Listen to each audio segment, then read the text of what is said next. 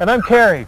We're out at the GM Proving Grounds in Milford, Michigan today so that we can give you a real good look at how ABS, or anti-lock brakes, work. And how to use them in an emergency. Now, you may be thinking, what's the big deal? A brake pedal's a brake pedal. I know, that's what I thought. Oh, really?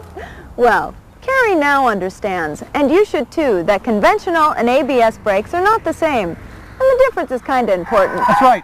It has to do with how you use ABS in an emergency or anytime you have to brake hard. Now, you may also be thinking, hey, I don't have ABS on my car. Think I'll tune these two out. Not a good idea. Because in a few years, almost all the cars and trucks they make will have ABS. Sooner or later, we'll all have them. So we all need to know what they do and what they don't do. That's why we invited some driver's ed students out here to GM's Proving Ground to learn about ABS brakes and show you what they're all about. What you're going to be experiencing today is two of our braking courses. One course is a wetted genite surface, which is, when wet, as slippery as ice.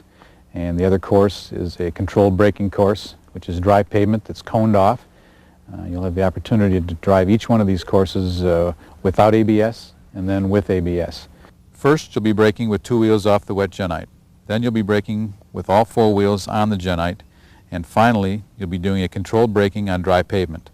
Now remember that under normal braking conditions, ABS brakes don't operate differently or stop you any quicker than conventional brakes.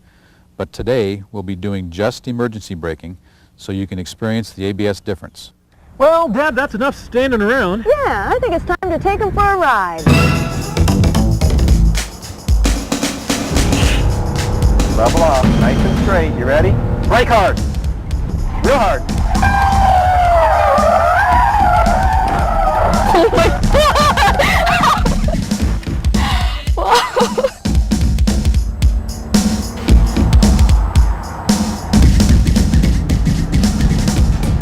Right. Wow, I could control the car. Wow.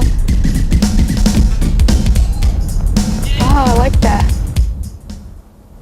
A full emergency stop with your wheels on two different surfaces like wet and dry pavement, you could be in big trouble. But you saw how ABS helped handle it, and that's what ABS is all about. You stay in control of your car. And remember, out here on the test track, if you lose it in spin, it's kind of like a good amusement ride. But lose it in traffic, and it could be say hello to your local emergency room, or worse. Now, we told you earlier that conventional and ABS brakes are not the same, and we just saw how true that is. But when it's not an emergency, I mean for regular driving, you always brake the same. In driver's ed, you learn threshold braking, and that's what you always do with conventional and ABS. Heel on the floor and squeeze the brake firmly with your foot. Simple as that. That's regular braking.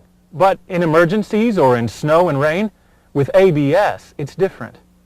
You know how with conventional brakes, they tell you to squeeze and release to keep them from locking?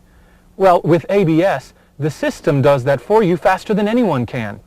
You just keep steady pressure on the brake pedal and let ABS work for you. ABS also does something you can't do at all.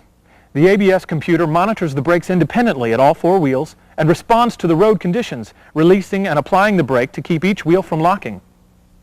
The problem is, if you let up on an ABS brake, you take ABS out of the picture and you'll lose the ABS advantage. So here's what you do with ABS. If you have to stop fast, just hit that brake pedal and don't let up. Just stay on the brake. Trust me, it makes a big difference.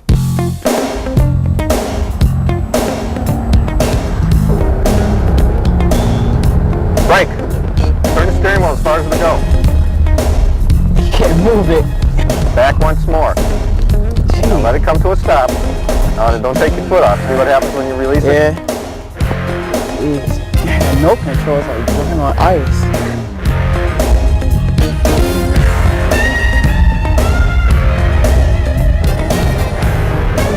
Brake.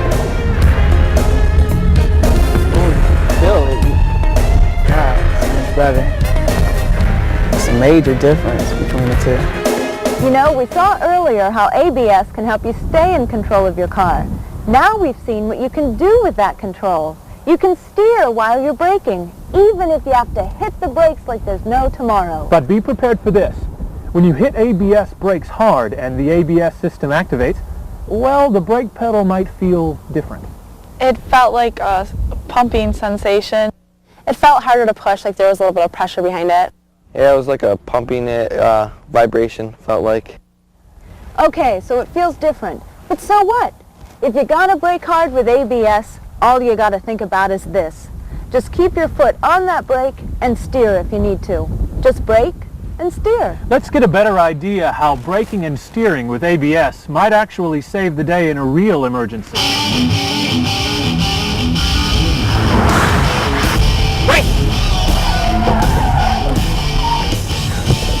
I don't think I was supposed to hit all the cones. Speed.